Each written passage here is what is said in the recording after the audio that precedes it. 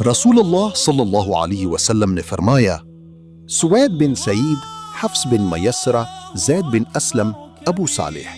حضرت ابو ہریرہ رضی اللہ عنہ سے روایت ہے کہ رسول صلی اللہ علیہ وآلہ وسلم نے فرمایا کہ اللہ عز و جل نے فرمایا، میں اپنے بندے کے ساتھ وہی معاملہ کرتا ہوں جس کا وہ میرے ساتھ گمان کرتا ہے، اور جب وہ مجھے یاد کرتا ہے تو میں اس کے ساتھ ہوتا ہوں۔ اللہ کی قسم، اللہ اپنے بندے کی توبہ پر اس سے زیادہ خوش ہوتا ہے جتنا تم میں سے کوئی اپنی گمشدہ سواری کو جنگل میں پا لینے سے خوش ہوتا ہے۔ اور جو ایک بالشت میرے قریب ہوتا ہے میں ایک ہاتھ اس کے قریب ہوتا ہوں، اور جو ایک ہاتھ میرے قریب ہوتا ہے میں 2 ہاتھ اس کے قریب ہوتا ہوں، اور جو میرے طرف چل کر آتا ہے میری رحمت اس کی طرف دوڑ کر آتی ہے۔ صحیح مسلم جلد سوم حدیث 2451۔